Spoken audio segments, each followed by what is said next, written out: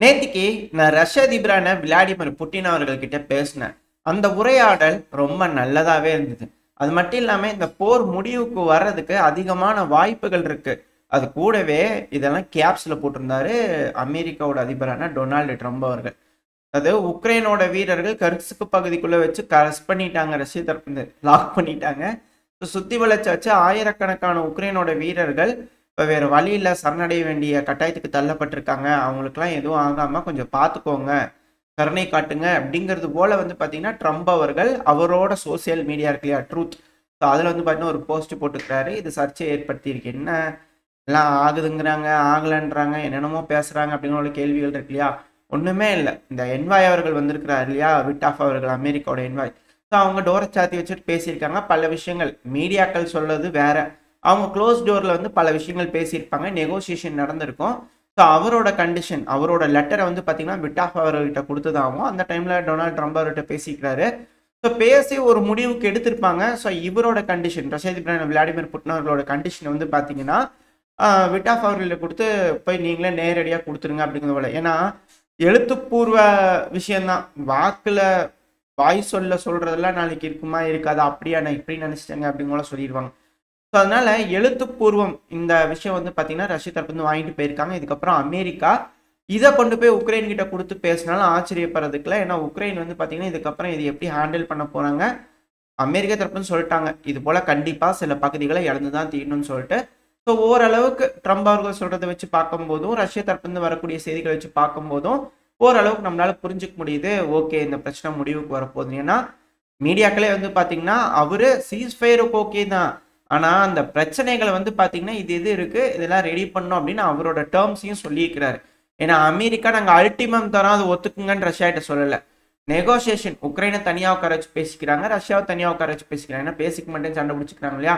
அதனால பேச வச்சிருக்கிறாங்க. பேச வச்சதுக்கு அப்புறமா வந்து பார்த்தீங்கன்னா இந்த சீஸ்ஃபயருக்கு கொண்டு போய் ஒரு ப்ரொபோசல் வச்சிருக்கிறாங்க. ஸோ அது நெகோஷியேட் ஆகிட்டு இருக்கு. அவ்வளோதான், எடுத்த உடனே நோ எஸ் அப்படிங்கிறது போல இல்லை. ஸோ நெகோஷியேட் ஆகிட்டு இருக்கு. அது ட்ரம்ப் அவர்களுக்கு போயிருக்கு. அவர் கொஞ்சம் பாசிட்டிவ் சைன் மாதிரி இருக்கிறாங்க. சரி, ஓகே. அதாவது இங்கே பேச்சுவார்த்தைகள் நடந்துட்டு இருக்கு. ஆனால் உக்ரைனோட ஃபாரின் மினிஸ்டரான ஆண்ட்ரி ஷேவா அவர்கள், ஐயோ சீஸ்ஃபயர் வந்துச்சுன்னா என்ன பண்ணுறது, 1300 கிலோமீட்டர் ஃப்ரண்ட் லைன் இருக்குது, அது எப்படி மேனேஜ் பண்ணுறது, அதெல்லாம் கரெக்டாக பார்க்கணும், என்ன எதுங்கெல்லாம் யோசிக்கணும் அப்படிங்கலாம் அவருக்கு ஒரே பதட்டமாக இருக்குது. அவர் என்ன பண்ணலாம் ஏது பண்ணலான்றதெல்லாம் யோசிச்சுட்டு இருக்கிறார் உக்ரைனோட ஃபாரின் மினிஸ்டர் ஆண்ட்ரி ஷேவா அவர்கள். ஸோ இந்த சீஸ்ஃபயர் வந்து பார்த்தீங்கன்னா ரஷ்ய அதிபர் வந்து அவரோட டேர்ம்ஸை கொடுத்துருக்குறாரு இல்லையா. ஸோ அது என்ன டேர்ம், அது அமெரிக்கா பார்த்துட்டு அதில் எதோ உக்ரைன் கிட்ட கொண்டு வந்து கொடுத்து உக்ரைன் எதை சரி எது வேண்டாம் அப்படிங்கிற சொல்லி அதை திரும்பி ரஷ்யா கிட்ட கொண்டு போய் கொடுத்து இது போல ஒரு பேச்சுவார்த்தை நடக்குமா, இழுவை ஆகுமா அப்படிங்கிற கேள்விகள் இருக்கு. ஸோ வெயிட் பண்ணி பார்ப்போம். ஸோ அதனால இந்த ஆண்ட்ரி ஷேவா அவர்கள் ஐயோ என்ன பண்ணுன்னு தெரியலையே அப்படிங்கிறதோட இவர் தற்பந்து இருக்கிறாரு. ஸோ இதுக்கு நடுவில் வந்து பார்த்தீங்கன்னா G7 மாநாடு நடந்தது இல்லையா, அதெல்லாம் ஒன்று கூடி இருந்தாங்க இல்லையா. ஸோ அது வந்து யுனைட்டிக்காக ஒன்று கூடணும் அப்படிங்கிற கூடியிருந்தாங்க, எக்கனாமிக் யூனியன். ஸோ இவங்களாம் ஒன்று கூடினதுக்கான காரணம் என்ன, இவர் வேற சும்மா இல்லாமல் ட்ரம்ப் அவர்கள் டேரிஃப் போட்டு உசுர எடுக்கிறாருங்க அப்படிங்கிறதுக்காக நம்மளாம் யுனைட்டியாக இருக்கணும் அப்படிங்கிறதுக்காக யுனைட்டி ஆகி பேசிக்கிறாங்க. அப்படி யுனைட்டி ஆகி பேசினது இல்லை அமெரிக்காவும் தான் இருக்கிறாங்க. ஸோ இவங்களாம் யுனைட்டி ஆகி பேசினதுல அதாவது ரஷ்யாவுக்கு வந்து சீஸ்ஃபயருக்கு ஒத்துக்கணும், அழுத்தம் கொடுக்கணும், அப்படி இல்லைன்னா சாங்ஷன் போடுவேன்னு அழுத்தங்கள் கொடுக்கணும் அப்படிங்கிறது போல பல விஷயங்கள் வந்து பார்த்தீங்கன்னா G7 நாடுகள் தரப்புலேருந்து போயிருக்கு. அது மட்டும் இல்லாமல் ஆயில் ப்ரைஸுக்குலாம் கேப் போடணும் அப்படிங்கிறது போல இவங்களாம் வந்து பார்த்தீங்கன்னா பேசி ஒரு முடிவு எடுத்துக்கிறாங்க. இப்போது G7 நாடுகள் அங்கே நடந்திருக்கு. இதுக்கு நடுவில் வந்து பார்த்தீங்கன்னா நேட்டோவோட சீஃப் மார்க் ரூத்தே அவர்கள் வந்திருந்தாரு. அவர்கிட்டையும் பேசிக்கிறாரு. ஸோ அவர்கிட்ட பேசும்போது என்னன்னா இதில் மிக முக்கியமான ஒரு விஷயம், அதாவது நேட்டோவில் உக்ரைனை சேர்த்துறது, அதை டேபிள்லேருந்து எடுத்தாச்சு. நெகோசியேஷன்லாம் அந்த பாயிண்டே இல்லை அப்படின்ட்டாங்க. ஸோ ரஷ்ய அதிபரான விளாடிமிர் புட்டின் அவர்கள் என்ன டேர்ம்ஸ் வச்சிருந்தாரு, மொத்தம் 4 பாயிண்ட் சொல்லியிருந்தாரு. அதில் மொதல் பாயிண்ட் உக்ரைன் நேட்டோட சேர்த்தக்கூடாது. ஸோ அந்த பாயிண்ட் போயிடுச்சு. ஸோ மற்ற 3 பாயிண்ட் இருக்கு, அதை இவங்க நெகோசியேட் பண்ணுவாங்க. ஆனால் ஆல்ரெடி வந்து பார்த்தீங்கன்னா சாங்ஷன் போட ஆரம்பிச்சிட்டாரு ட்ரம்ப் அவர்கள். இது விளைவு எதுவுமே ஆக போகிறதில்ல, ரஷ்யாவுக்கு பெருமளவில் இம்பாக்ட் ஆக போகிறதில்ல. ஒரு பாயிண்ட் வந்து அவங்க அக்செப்ட் பண்ணிக்கிறாங்க, அது இங்கே பேசும்போதே தெரியுது. ஏன்னா நேட்டோவோட சீஃப் மார்க் ரூத்தி அவர்கள் அதை சொல்லிட்டார், அது ஆப்ஷனே இல்லை டேபிளில் அப்படிங்களும் சொல்லிட்டார். உக்ரைனுக்கு நேட்டோ கிடைக்காது அப்படிங்களும் சொல்லிட்டாங்க. சரி, ஓகே. இப்போ அடுத்தது செக்யூரிட்டி கேரண்டி, அது கிடைக்கூடாதுன்னு சொல்லிக்கிறாரு. அது என்ன மாதிரி பேச்சுக்கள் நடக்க போகுது. அதுக்கடுத்து நாசிக்கள் இவங்களா இருப்பாங்க இல்லையா, பிரிகேட்ஸ் பலதும் உருவாக்கி வச்சுக்கிறாங்க உக்ரைனில். இப்போ அதெல்லாம் கிளியர் பண்ண வேண்டிய கட்டாயத்தில் இருக்குது. ஏன்னா உக்ரைன் போர் நிறுத்தம் கொண்டு வந்தாலும் அவங்க தரப்புலேருந்து ஏதோ ஒரு கிளர்ச்சியாளர்கள்னு சொல்லிட்டு தீவிரவாதிகள் தாக்குதல் பண்ணிட்டு இருந்தாங்கன்னா சிக்கலாகும் நாளைக்கு. இது எல்லாத்தையுமே கண்ட்ரோல் பண்ணும் அப்படிங்கிற ரஷ்ய தரப்புல கேட்குறாங்க. இதுல உள்குத்து இருக்கு. ஒருவேளை அப்படி கேட்கறாங்க அப்படின்னா ரஷ்யா படையே நாளைக்கு உக்ரைனுக்குள்ள நின்னாலும் ஆச்சரியப்படுறதுக்கு இல்லை. இது போல ஏகப்பட்ட விஷயங்கள் இருக்கு. ஸோ வெயிட் பண்ணி பார்ப்போம். ஸோ இதுதான் இங்க இருக்கக்கூடிய சிக்கல். இப்போ அடுத்தது இதே நாட்டோட சீஃப் கிட்ட வந்து பார்த்தீங்கன்னா நீங்கள் என்ன பண்ணுவீங்களோ ஏது பண்ணுவீங்களோ எனக்கு தெரியாது, கிரீன்லாண்ட் எனக்கு வேணும் எழுதி கொடுத்துருங்க அப்படிங்கிறது போல அந்த ஒரு ப்ரொப்போசனையும் ட்ரம்ப் அவர்கள் தரப்பு வந்து வச்சுக்கிறார். ஏன்னா இந்த ஆர்டிக் வர்த்தக பாதை அப்படின்னு வரும்போது இதுக்கப்புறம் ஆர்டிக் வேகமாக வந்து பார்த்தீங்கன்னா அந்த ஐஸ் வந்து உருகிட்டு வருது. ஸோ இதுக்கப்புறம் மேஜராக வந்து பார்த்தீங்கன்னா ஆர்டிக் ஓப்பன் ஆகிடும். ஸோ ஆர்டிக் கடல் பாதை ஓப்பன் ஆயிடுச்சுன்னா யூரோப்பியன் யூனியனுக்குலாம் பவர் இருக்காது. பெருமளவில் இப்போதைக்கு ஆட்சி செய்யுது ரஷ்யா தான். ஸோ கிரீன்லாண்டையும் அமெரிக்கா எடுத்துக்கிட்டாங்க அப்படின்னா இந்த இடத்துல அமெரிக்காவுக்கு பவர் இருக்கும். அப்படி இல்லைன்னா யூரோப்பியன் யூனியனுக்கு பவர் இருக்கும். யூரோப்பியன் யூனியனால ரஷ்யாவை கண்ட்ரோல் பண்ண முடியும். அமெரிக்கா வந்து கிரீன்லாண்ட் எடுத்துக்கிட்டாங்க அப்படின்னா அமெரிக்கா வந்து ரஷ்யாவை கூட ஒரு கண்ட்ரோல் பண்ண முடியும். ஏன்னா அந்த இடத்துல இப்போ எப்படி தாக்குதல் பண்ணுறாங்க, டைரக்ட் கன்ஃபரன்ட்ரேஷன். ஸோ அது போல விஷயங்கள் ஆகும். இப்போ யூரோப்பும் ஒரு பவர்ஃபுல் பிளேயராக இதில் மாறிடுவாங்க அந்த வர்த்தக பாதையை கண்ட்ரோல் பண்ணுறதுனால. ஆல்ரெடி இருக்குது அலாஸ்கா பகுதியிலையும் ரஷ்யா தரப்புலேருந்து வெளியே வர முடியாது. அதுலேயே ரஷ்யா அமெரிக்கா பார்டர் இருக்குது. ஸோ இந்த இடத்துல இது மிக முக்கியமான விஷயமா இருக்குது. அதனால தான் ட்ரம்ப் அவர்கள் திரும்ப திரும்ப கிரீன்லாண்டில் வந்து பார்த்தீங்கன்னா இனிஷியேட் பண்ணிட்டே இருக்காரு, இன்சிஸ்ட் பண்ணிட்டே இருக்கிறாரு. இது எந்த அளவுக்கு கை கொடுக்க போகுது அப்படிங்கிறத பார்க்கலாம். அது மட்டும் இல்லாமல் இது பேசும்போது வந்து பார்த்தீங்கன்னா பின்னாடி ஒரு ஃபோட்டோ ஃப்ரேம் இருக்குது, அதை வந்து பார்த்தீங்கன்னா மாற்றி வச்சுக்கிறாரு ட்ரம்ப் அவர்கள் அப்படிங்கிற சொல்கிறாங்க. அதுக்கான காரணம் என்ன அப்படின்னா ஜேம்ஸ் கே போல்க் அமெரிக்காவோட ஒரு அதிபர்.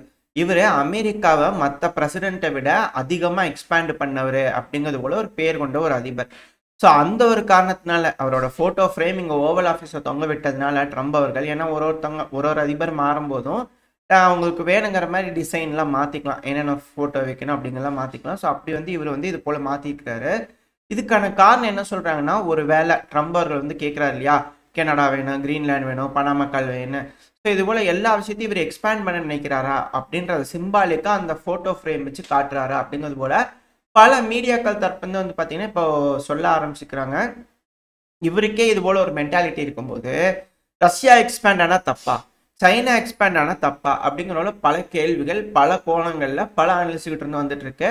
எது எப்படியோ அமெரிக்கா செஞ்சால் எல்லாமே சரி, மற்றவங்க செஞ்சால் எல்லாமே தப்பு அப்படிங்கிறது போல் மீடியாக்கள் தரப்புலேருந்து நார்மலைஸ் பண்ணப்பட்டுடும் அப்படிங்கிறது போல் சில அனலிஸ்ட் தரப்பு கருத்துக்கள் இருக்குது. என்ன நடக்கும்னு தெரியல, ஆனால் இது போல் விஷயங்கள் இருக்குது. சரி, ஓகே. அப்படியே நம்ம EU கிட்ட வந்துட்டோம் அப்படின்னா யூரோப்பியன் யூனியன் திரும்பவும், அதாவது உக்ரைனுக்கு நம்ம உதவணும்லங்க, அது இனிமேல் டபுள் பண்ணலாங்க, இரட்டிப்பு மடங்கு அதிகப்படுத்தணும் அப்படிங்கிற சொல்லிக்கிறாங்க. ஸ்வீடன் தரப்புலேருந்து வந்து பார்த்தீங்கன்னா மில்லியன் கணக்கில் உதவிகள் செய்யலாம் அப்படிங்கிறவங்கள சொல்ல ஆரம்பிச்சிட்டாங்க. அதுவும் 130 மில்லியன் அளவுக்கான மிலிட்டரி எய்டு உக்ரைனுக்கு செய்கிறோம் அப்படிங்கிறவங்கள ஸ்வீடன் தரப்புலேருந்து வந்துருக்குறாங்க. நேற்றுக்கு ஃபின்லாண்டு பார்த்தோம், இன்னைக்கு ஸ்வீடன் வந்துருக்குறாங்க. அப்படியே லைன் கட்டி அடுத்தது வர ஆரம்பிச்சிருவாங்க. அதுவும் இமானுவேல் மேக்ரான் அவர்கள் மெயின் ஸ்ட்ரீம் மீடியாவில் வரல. அவர் வந்து பார்த்தீங்கன்னா ஆயுத உற்பத்தியாளர்கள் இருப்பாங்க இல்லையா ஃப்ரான்ஸில், ஸோ அங்கே வந்து பார்த்தீங்கன்னா பேசலாம் அப்படிங்கிற சொல்லிட்டு இருக்காங்களாமா. அவங்கள கூப்பிட்டு பேசணும் அப்படிங்கிற சொல்லியிருக்கிறாங்களாமா. மேபி அதிகமான ஆயுதங்களை உற்பத்தி பண்ணுறதுக்கு வாய்ப்புகள் இருக்குது. அது மட்டும் இல்லாமல் போர்ச்சுகல் இருக்கிறாங்க இல்லையா, இதுவும் சும்மா கேள்விப்பட்ட செய்திகள் தான், இன்னும் மெயின் ஸ்ட்ரீம் மீடியாவில் வரல. வந்துச்சுன்னா நான் டச் பண்ண பேசிட்டு இருக்கும்போது வந்துச்சுன்னா என்ன அப்படின்னா, போர்ச்சுகல் இருக்காங்க இல்லையா, F-35 வந்து வாங்குறதுக்கு ரொம்ப யோசிச்சுட்டு இருக்காங்க. F-35 வாங்குறதுக்கு நம்ம ரஃபேலே வாங்கிக்கலாம் ஃப்ரான்ஸ் கிட்ட இருந்து அப்படிங்கிறத யோசிக்கிறாங்க. நம்ம காரணம் என்னன்னா, ட்ரம்ப் அவர்கள்லாம் நம்ப முடியாது. அந்த அமெரிக்காவோட உறவுங்கிறது எல்லா நேரமும் ஒரே மாதிரி இருக்காது. அவங்கள நம்பி இப்போ நம்ம F-35 அதிக அளவில் காசு கொடுத்து வாங்கிட்டு நாளை பின்ன வந்து பார்த்தீங்கன்னா கில் ஸ்விட்ச் இருக்குன்னு சொல்லிட்டு ஆஃப் பண்ணி விட்டாங்கன்னா, ஏன்னா இது பெரும் பேசுபொருளாக மாறி இருக்கு. இந்த கில் ஸ்விட்சுங்க அது பெரிய ஆர்டிக்கலாகவே ரிலீஸ் ஆகிட்டு இருக்கு. ஸோ அமெரிக்கா வந்து பார்த்தீங்கன்னா இது போல் வேலை செய்ய விடாமல் பண்ணிட்டாங்கன்னா நாளைக்கு சிக்கலாயிரும் இல்லையா. ஸோ அதனால வேண்டாம், அமெரிக்காதே வேண்டாம், நம்ம ஃப்ரான்ஸ்கிட்டே வாங்கிக்கலாமா, ஜியோ பொலிட்டிக்கல் டென்ஷன்ஸ் இருக்கனால அப்படிங்கிற போர்ச்சுகல் யோசிக்கதா சொல்லப்பட்டு. இது போல் மாற்றங்கள் யூரோப்பியன் யூனியனில் வந்துகிட்டு இருக்கு. யூரோப்பியன் யூனியனுக்குள்ளேயே ஆயுதங்களை தயாரித்து உற்பத்தி பண்ணி யூரோப்பியன் யூனியனுக்காக வச்சுக்கலாம். யார் யார் எது செய்கிறாங்களோ அதுக்கேற்ற மாதிரி கான்ட்ராக்டை பிரித்து, இப்போ டேங்க் ஒரு நாடு செய்யுது, ஃபைட்டர் ஜெட் ஒரு நாடு செய்யுது, அம்யூனிஷன்ஸ் ஒரு நாடு செய்யுது அப்படிங்கிறவங்கள எல்லாம் அவங்களுக்குள்ளேயே பிரிச்சுக்கிட்டு சண்டை இல்லாமல் நம்ம எல்லாம் ஒன்று கூடி வாழலாம் அப்படிங்கிறது ஒன்று பார்த்தீங்கன்னா இவங்களுக்குள்ளே பேசிக்கிட்டு இருக்காங்க. அது எந்த அளவுக்கு ஒத்து வருது அப்படிங்கிறவங்கள வெயிட் பண்ணி பார்த்துடலாம். ஏன்னா ஃபைட்டர் ஜெட்டுங்கிறது யூரோ ஃபைட்டர் டைப் ஒன்று இருக்கு. பிரிட்டன் இல்லை, வெளியே போயிடுச்சு. மேபி சேர்த்துக்கிறது கூட வாய்ப்பு இருக்குது. வெயிட் பண்ணி பார்ப்போம் என்ன மாதிரியான முடிவுகள் இவங்களாம் எடுக்க போகிறாங்க அப்படிங்கிறது போல். அடுத்தது அப்படியே இந்த தாக்குதல் விஷயத்துக்கு வந்தோம் அப்படின்னா, உக்ரைனுக்குள்ளே வந்து பார்த்தீங்கன்னா ரஷ்யா வெறும் 27 ட்ரோன்கள் தாங்க அனுப்பிச்சிக்கிறாங்க. அதில் 25 நாங்கள் டவுன் பண்ணிட்டோம் அப்படிங்கிற உக்ரைன் தரப்புன்னு சொல்லிக்கிறாங்க. ஆனால் களத்தில் வந்து பார்த்தீங்கன்னா களத்துக்கு பக்கத்தில் இருக்கக்கூடிய பகுதிகள், அதாவது ஜோலோவிச் அப்படின்னு ஒரு பகுதி இருக்கு. ஸோ அந்த பகுதியில் ஒரு ஹாஸ்பிட்டல் இருந்திருக்கு. அந்த ஹாஸ்பிட்டல் மேலே ஒரு ட்ரோன் தாக்குதல் நடந்திருக்கு. தீப்பிடிச்சு எரிய ஆரம்பிச்சிச்சு. அடடே இங்கே என்னமோ வச்சுக்கிறாங்கடா அப்படின்னா அடுத்த 2 ட்ரோன் சைமல்டேனியஸாக வந்து அடிச்சிருக்கு. இதனால அங்கே இருக்கக்கூடிய ஒரு பெண் வந்து பார்த்தீங்கன்னா இறந்துட்டாங்க அப்படிங்கிறது போல உக்ரைன் தரப்புன்னு சொல்லிட்டு இருக்காங்க. அந்த மெயின் ஸ்ட்ரீம் மீடியாவில் வரல. பட் ஆனால் டெலகிராம் சேனல்ஸில் வந்து பார்த்தீங்கன்னா வந்துட்டு இருக்கு. இமேஜஸ்லாம் ஷேர் ஆகிட்டு இருக்கு. ஸோ இது போல தாக்குதல் நடந்துகிட்டு இருக்கு. பெருமளவில் நடந்துகிட்டு இருக்கு. மேபி அந்த 2 ட்ரோன் இதுவாக கூட இருக்கலாம். இந்த ஜோலோவிச் பகுதியில் ரஷ்யா தரப்பு தாக்குதல் பண்ணிக்கிறாங்க. அதே சமயத்தில் உக்ரைன் வந்து பார்த்தீங்கன்னா 38 ட்ரோன்கள் அனுப்பியிருந்தாங்க. அதில் ரஷ்யாவோட கேபிட்டலான மாஸ்கோக்குள்ளேயும் வந்து பார்த்தீங்கன்னா தாக்குதல் பண்ணுறதுக்கு ட்ரோன் அனுப்பியிருக்காங்க. ஆனால் பெருமளவில் தடுத்து நிறுத்திட்டோம் அப்படிங்கிறது போல ரஷ்யா தரப்புன்னு சொல்லியிருக்கிறாங்க. ஸோ பதட்டம் அப்படிங்கிறது லாங் ரேஞ்சில் வந்து கொஞ்சம் கம்மியாக இருக்கு. ஏன்னா உக்ரைன் வந்து 300 ட்ரோன் ஒரு நாளைக்கு அனுப்புறாங்க. அதே போல் தொடர்ந்து ஒரு 10 நாளைக்கு அனுப்புனாங்கன்னா வேணா இது கொஞ்சம் பதட்டமாகிறதுக்கு வாய்ப்பு இருக்கு. ஆனால் ரஷ்யாவோட பேட்டரிஸ்லாம் வந்து பார்த்தீங்கன்னா பெருமளவில் டெஸ்ட் ஆகிருக்கும். அதுக்கப்புறமா திருப்பி அவங்க ரீலோட் பண்ணி ஏகப்பட்ட சிக்கல்கள் இருக்கு. இது அடுத்த கட்ட நடவடிக்கைக்கு எடுத்துட்டு போகும். ஆனால் இப்போதைக்கு இந்த தாக்குதலோட வீரியம் கம்மியாக இருக்கு அப்படிங்கிறத வந்து புரிஞ்சுக்க முடியுது எண்ணிக்கை பார்க்கும்போது. இது அப்படியே ஸ்லோ டவுன் ஆயிரும் அப்படிங்கிற மாற்றுக்கருத்துல. ஏன்னா இப்போ பீஸ் டாக்ஸ் போயிட்டு இருக்கு இல்லையா. ஸோ அந்த காரணத்தினால நெகோசியேஷனுக்கு டஃப் கொடுக்கணும்னு நினச்சாங்க. ஆனால் அதெல்லாம் எதுவும் வேலைக்காகலை. சைக்காலஜிக்கலாக வேலைக்காகலை. மேபி இப்போ வந்து பார்த்தீங்கன்னா ட்ரம்ப் அவர்களும் புட்டின் அவர்களும் பேசி ஏதோ முடிவுக்கு வருவாங்களா அப்படிங்கிறத பார்ப்போம். ஏன்னா சாங்ஷன் அழுத்தம் கொடுத்து இந்த ஆயில் ப்ரைஸ்லாம் கேப்லாம் கொடுத்து வந்து பார்த்தீங்கன்னா அழுத்தம் கொடுக்கலான்னு யோசிச்சாங்க இல்லையா. ஸோ அது வேலைக்காகலை. அது மட்டும் இல்லாமல் அது போல் அழுத்தம் கொடுத்து அந்த பீஸ் கீப்பிங் ட்ரூப்ஸ் இது போல் ஏதோ ஒரு நெகோசியேஷனுக்கு வராங்கன்னே வச்சுக்கோமே. அது போல் யோசிக்கிறாங்கன்னு வச்சுக்கோங்க G7 நாடுகள். ஏன்னா கூட்டம் போட்டு பேசுகிறாங்கன்னு சொல்லிதான் இல்லையா. அதுக்கு ரஷ்ய அதிபரான விளாடிமிர் புட்டின் அவர்கள் வந்து பார்த்தீங்கன்னா OPEC+ நாடுகள்லாம் கூட்டம் போட்டுக்கலாங்களா, அதில் வந்து சீரியஸான டிஸ்கஷன்லாம் பற்றி பேசலாம் அப்படிங்கிற பின் சல்மான் அவர்கள் இருக்கிறாரு சவுதியோட க்ரௌன் பிரின்ஸ். ஸோ அவருக்கு வந்து பார்த்தீங்கன்னா கூப்பிட்டு பேசிக்கிறாரு. ஸோ இதில் வந்து தெரிஞ்சுக்க முடியுது இவங்க ஆயில் ப்ரைஸ் கேப் ஏதாவது பண்ணுறாங்க அப்படின்னா ஆட்டோமேட்டிக்காக அங்கே ஆயில் ப்ரைஸ் கம்மியாக ஆயில் ப்ரொடக்ஷன் வந்து பார்த்தீங்கன்னா கம்மி பண்ண ஆரம்பிச்சிடுவாங்க. ஸோ அப்படி பண்ணும்போது இது ஒரு கொஞ்சம் டஃப் பேட்டிலாக இருக்கும். இவங்க போடக்கூடிய சாங்ஷனை ஈஸியாக இவாய்டு பண்ணிட்டு வந்துடலாம். ஸோ இது போல சிக்கல்கள் இருக்கனால மேற்குலக நாடுகளுக்கு கார்ட்ஸ் இல்லை. உண்மையாலுமே பெலரூஸோட அதிபரான லுகஷெங்கா அவர்கள் சொன்ன மாதிரி மேற்குலக நாடுகள்கிட்ட கார்ட்ஸ் இல்லை. அவங்க கிட்ட இருக்கக்கூடிய ஒரே ஒரு கார்டு என்னன்னா லாங் ரேஞ்ச் ஸ்ட்ரைக். உக்ரைனை வச்சு எங்களால் ரஷ்யாவுக்குள்ள தாக்க முடியும், ஆனால் நீங்கள் எங்களை தாக்க முடியாது. அந்த ஒரு கார்டு மட்டும்தான் இப்போதைக்கு அவங்க கிட்ட இருக்கு.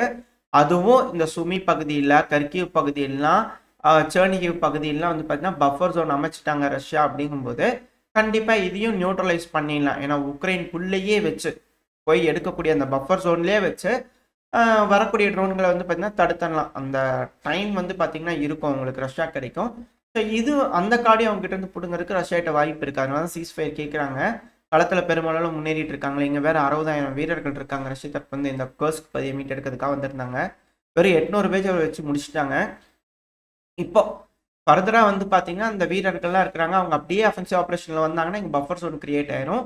அப்புறம் அந்த காடையும் பொறுங்கிட்டாங்கன்னா அப்புறம் மேற்குலக நாடுகள்கிட்ட எதுவுமே இருக்காது. எதை வச்சு பேசுவாங்க, என்ன நடக்க போகுது, இந்த பிரச்சனை முடிவுக்கு வருமா, இல்லை எல்லாம் ரெடி ஆகிட்டு இருக்காங்களே, ரெடி ஆகி ஃபுல் ஸ்விங்கில் வந்து உதவலான்ட்டு வந்துடுவாங்களா, என்ன நடக்க போகுதுன்னு தெரியல. ஓரளவுக்கு ஏதோ பேசி ஈஸி அமைதி பேச்சுவார்த்தை வழியாக முடிச்சிருவாங்கன்ற நம்பிக்கையில் இந்த பதிவை நான் முடிச்சுக்கலாம். இந்த பதிவு எப்படி இருந்துச்சு, உங்களுக்கு பிடிச்சிருக்கா, பிடிச்சினா லைக் பண்ணிட்டு உங்கள் ஃப்ரெண்ட்ஸ் அண்ட் ஃபேமிலியோட ஷேர் பண்ணிக்கோங்க. அது கூட மறக்காம இந்த பதிவு பற்றி உங்களோட கருத்துக்களை கமெண்ட் செக்ஷனில் சொல்லுங்கள். இந்த பதிவு நல்லா இருக்குன்ற நம்பிக்கையில் அடுத்த போய் உங்களை சந்திக்கிறேன். Stay safe. பை.